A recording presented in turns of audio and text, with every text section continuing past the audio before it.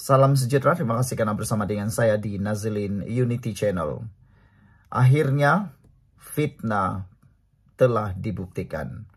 Dalam kes Zara Khairina, fitnah kepada yang dipertua negeri Sabah, akhirnya suri rumah didenda Rp10.000. Apa ceritanya sampai suri rumah ini pula yang disaman ataupun didenda?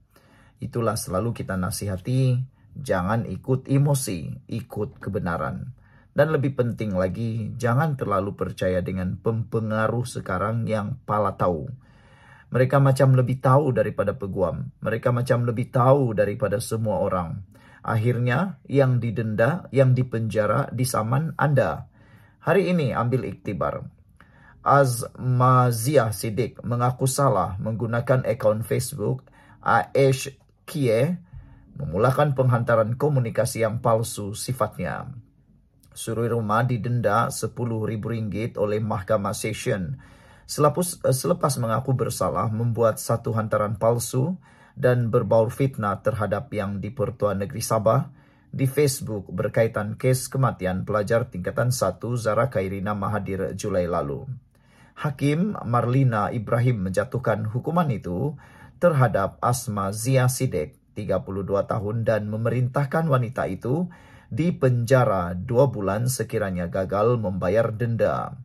Azmazia didakwa secara sedar membuat dan memulakan penghantaran komunikasi yang palsu sifatnya menerusi akaun Facebook Aish Kie dengan niat mengganggu orang lain pada 9.21 malam pada 29 Julai yang lepas.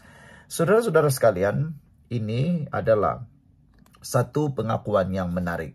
Bukan mahkamah yang menjatuhkan hukuman sebenarnya, tetapi pelaku ini telah mengaku sendiri. Beliau mengaku salah. Bermakna terbukti bahwa fitnah YDP Sabah ini hanyalah satu fitnah yang benar. Karena Azmazia Siddiq bukan sekadar dibicarakan tetapi mengaku sendiri memfitnah. Sebelum kita teruskan ulasan ini, jangan lupa tinggalkan komen Anda dengan tanda pagar Justice for Zara. Sebelum itu, izinkan dulu saya kongsikan kepada Anda semua, ini terapi imun Transfer Factor for Life.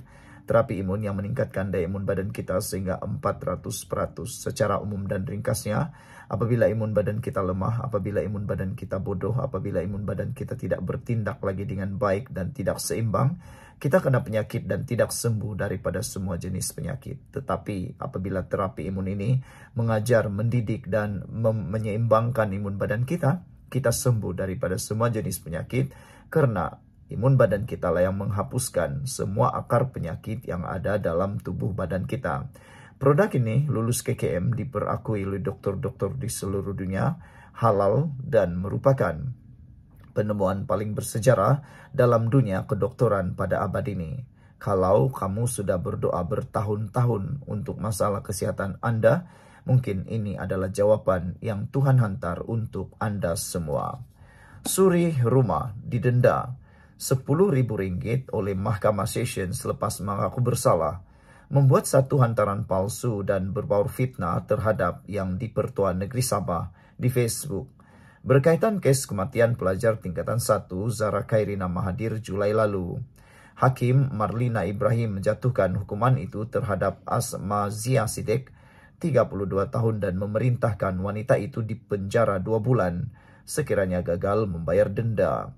Azmazia didakwa secara sedar membuat dan memulakan penghantaran komunikasi yang palsu sifatnya menerusi akaun Facebook Aish Kie dengan niat mengganggu orang lain pada 9.21 malam 29 Julai yang lalu.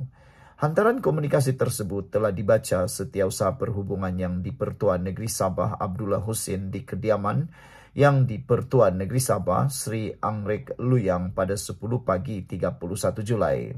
Pertuduhan mengikut Section 233 dalam kurungan 1 kurungan E Akta Komunikasi dan Multimedia 1998 dan boleh dihukum di bawah Section 233 dalam kurungan 2 Akta sama yang memperuntukkan hukuman denda maksimum Rp500.000 atau penjara tidak melebihi 1 tahun atau kedua-duanya jika sabit kesalahan.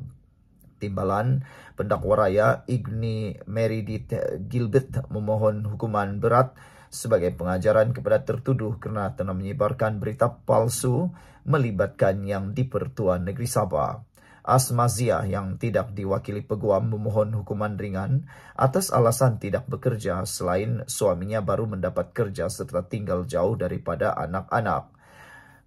Saya harap hukuman denda saya diringankan kerana saya juga mempunyai anak berusia 8 bulan yang masih menyusu dan seorang anak yang bersekolah di sekolah rendah, katanya lagi. Sekian dulu untuk kali ini. Jangan lupa tinggalkan komen Anda dengan tanda pagar. Kami sayang Zara. Kita jumpa lagi. Bye-bye. Terima kasih kerana bersama dengan saya di Nazilin Unity Channel. Akhirnya SPRM buka cerita, buka mulut kedudukan terkini menantu Muhyiddin. Di mana menantu Muhyiddin? Ini penjelasan terkini SPRM. Suruhanjaya Pencegahan Rasuah Malaysia SPRM masih menjalankan usaha mengesan ahli perniagaan Datuk Seri Muhammad Adlan Berhan yang juga menantu kepada bekas Perdana Menteri Tan Sri Muhyiddin Yassin. Netizen tertanya-tanya sebenarnya, kenapa menantu Muhyiddin ini melarikan diri?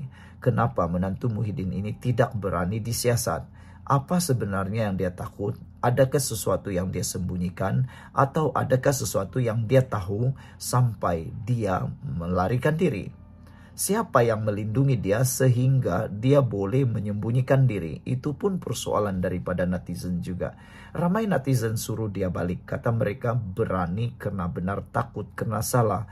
Perbuatan melarikan diri, menghilangkan diri ini satu perbuatan yang boleh dianggap salah. Seakan-akan dia takut, dia salah. Kan? Betulkah tidak? Jadi ramailah netizen kata, pulanglah. Ada juga yang menasihati Muhyiddin supaya cepat panggil menantu balik semula ke Malaysia. Jangan cakap bersih dan amanah kalau tidak berani membawa menantu pulang ke Malaysia, kata mereka. Kalau betul tidak bersalah, kenapa mau larikan diri? Hadapi sajalah. Kita semua tunggu. Dan kita yakin menantu Muhyiddin tidak salah. Dia patut berani menghadapi pertuduhan ataupun siasatan kalau ada. Ketua Pesuruhjaya SPRM Tan Sri Azam Baki berkata beliau telah mendengar kabar angin Muhammad Adlan berada di Asia Barat. Bagaimanapun beliau berkata pihaknya tidak dapat mendedahkan negara terbabit yang tidak mempunyai perjanjian ekstradisi dengan Malaysia itu. Sebelum kita teruskan ulasan yang hebat ini, jangan lupa tinggalkan komen Anda dengan tanda pagar pulanglah menantu Muhyiddin. Sebelum itu, izinkan dulu saya kongsikan kepada Anda semua, ini terapi imun Transovector for Life.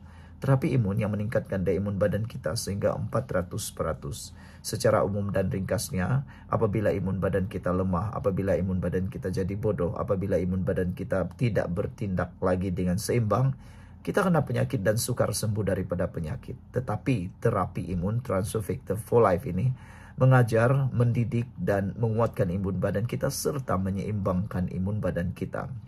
Apabila imun badan kita seimbang, kuat dan bijaksana, itulah yang akan menghapuskan penyakit yang berakar di dalam tubuh badan kita.